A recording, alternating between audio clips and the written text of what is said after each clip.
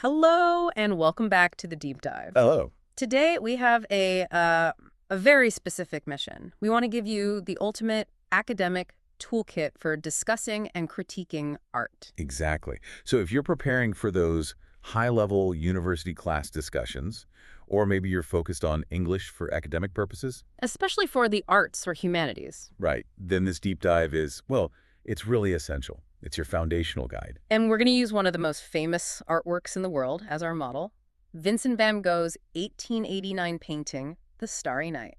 It's a perfect choice. I mean, everyone recognizes it, but there's so much going on beneath the surface. And that's where this method comes in. Our sources give us a structured framework. It's a way to move you away from simple comments like, oh, I like the colors. And toward a more sophisticated, reasoned analysis, Hmm. it's all about making sure your arguments are clear, organized, and most importantly, supported by visual evidence. So let's unpack this structure. It's basically 4 essential stages. Think of them as building blocks, one on top of the next. And you can't really jump ahead. You need to master stage 1 before moving to stage 2 and so on. It's a process that separates the objective facts from subjective opinions. Okay, so what are these 4 critical stages? The first one is description. This is just stating what you see, facts only. Okay, facts only. Got it. Second is analysis. This is where we look at how the artist actually made the piece, the technique. Right. Third, interpretation. Now we can start to explore potential meaning. We ask, what might this artwork be communicating? And the last one. And finally, evaluation. This is your reasoned judgment on how effective the artwork actually is. That's a great roadmap. So let's walk through each stage and we'll apply it directly to Van Gogh's masterpiece. We'll start at the foundation. Let's do it. Stage 1, description. Okay. The main rule here, and we really can't overstate this, is that description is about facts only. We are just recording what is physically there. Exactly. You have to save your opinions and your feelings for much later. So, is there a key piece of vocabulary for this stage? There is. The most important academic verb here is depict. Let me say that again slowly. Depict. And what does that mean to depict something? It's very simple. To depict just means to show or to represent. So when you use it, you're making a factual statement. Okay, let's try it. Let's practice some factual descriptions of the Starry Night. You'll want to use simple sentence structures like, the painting shows, or I see. Well, first, the painting clearly depicts a night sky. Simple enough. I see a tall, dark cypress trees on the left side. They sort of frame the picture. And the sky itself is full of these swirling circular shapes. And they contain these very big, bright stars. And if you look down below that amazing sky, the painting depicts a small, quiet village.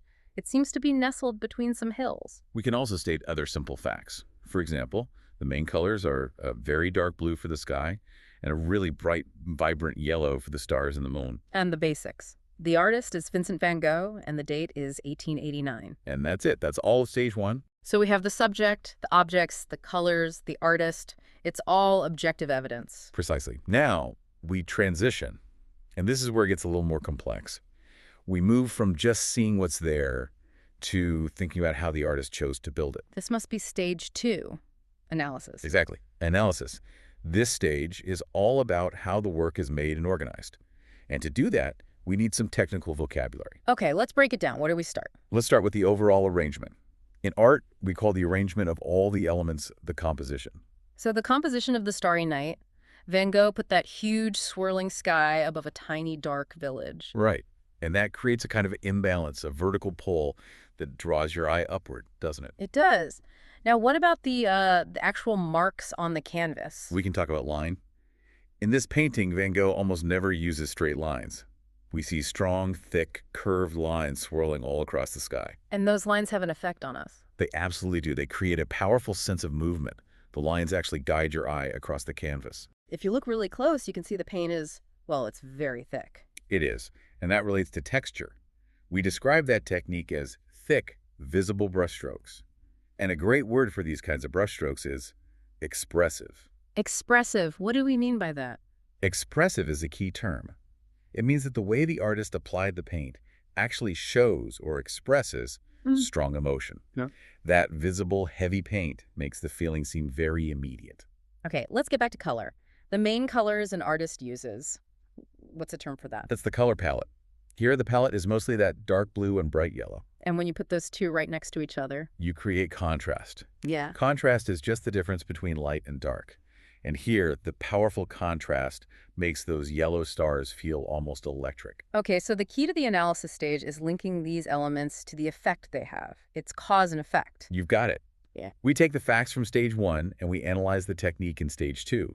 For example, the swirling curved lines, that's the evidence, they create a powerful sense of movement and energy in the sky. That's the effect. Or the strong contrast between the dark blue and the bright yellow. That intensifies the visual impact. It makes the night sky feel really dramatic. Exactly. So a good analysis sentence would sound something like this. The deliberate use of expressive and curved lines successfully creates a feeling of frenetic movement within the canvas. You see, you've linked the technique directly to the result. Okay, I think I'm ready for stage 3, interpretation. So we're moving past facts and technique to potential meaning. What is Van Gogh trying to say here? Right. And to do this academically, you need to use verbs that show you're implying something, not stating a fact. Words like suggest, convey, and represent. Which of those is most important? I would say suggest is your most useful word here. You use it because you're proposing a meaning, not proving it. You're speculating, but, and this is key, your speculation is grounded in the evidence you just analyzed. So let's try it. Based on those turbulent, expressive lines in the sky that we just analyzed, what could they mean? Well, that energetic, almost chaotic sky may suggest intense emotional complexity, or maybe inner turmoil within the artist himself. But hold on. Isn't saying he had inner turmoil just a guess? How do we justify that interpretation? That is the perfect question to ask, and we justify it by linking it back to our analysis, specifically to the contrast in composition. Think about the difference between the sky and the village. Oh, I see. The village below is all straight lines. It looks calm, quiet, almost asleep. But the sky above it is pure energy and movement. That's the visual contrast. It's incredibly powerful. So it could represent the difference between the calm outer world, the village, and the artist's inner emotional life, which is full of that energy and complexity. So the technique, the contrast, it directly supports the interpretation of emotional meaning. You got it. So when you're in a discussion, you use these careful phrases.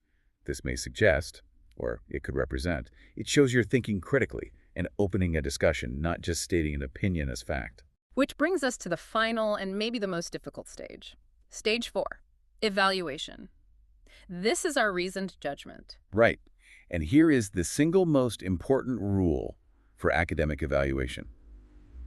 You must not just say, I love this painting, or I don't like it. Because that's a personal preference, not an evaluation. Exactly. Your judgment has to be supported by everything we've just done. The description, the analysis, and the interpretation. You have to explain why the painting is successful or important, linking it back to the lines, the colors, the movement. So a good evaluation is really a summary of how the artist's technical choices achieved their goal. That's a great way to put it. It confirms whether the technique successfully communicated the intended meaning. Let's try to build a model evaluation statement then, integrating all our vocabulary. Okay.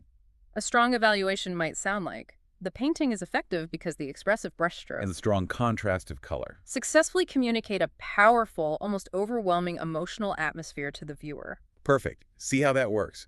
You didn't just say you liked it. You stated why it works. The technique, the expressive brushstrokes, led to a successful result, the communication of emotion. That is a reasoned academic judgment. Okay, so now that we have this fantastic 4-stage method description, analysis, interpretation, and evaluation, let's talk about actually using it in a classroom. This is about building confidence. Right. And we have 4 really important tips for that, especially if English isn't your first language. What's the first one? First, always speak slowly and clearly.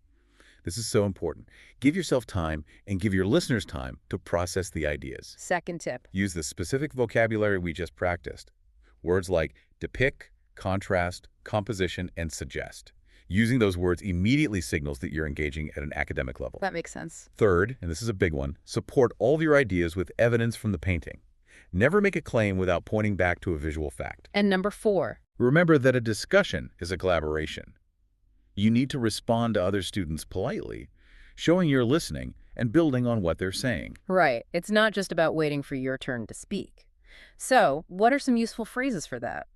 For engaging with classmates? Well, instead of just changing the subject, you could say something like, I would like to add to that point. Or, building on what you said about the contrast, I also noticed That connects the ideas. Exactly. Even a simple agreement works well.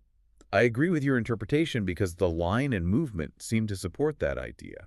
And finally, a great way to participate is to ask good questions. It shows you're engaged even when you're not presenting your own full critique. Absolutely. You could turn to a classmate and ask, what do you think the small sleeping village represents? Or you could ask about technique. Why do you think Van Gogh chose to make the brushstrokes so visibly expressive? And just like that, you are leading the discussion using precise academic language. Well, that brings us to the end of this really intensive deep dive. We've gone from just seeing a famous painting to, I think, fully decoding it with this four-stage framework. It's a powerful tool, and to help you internalize it, let's just slowly go over that core vocabulary one last time. Good idea. Let's start with the foundational verbs. Depict, which means to show. Convey, which means to communicate. And suggest, which means to imply.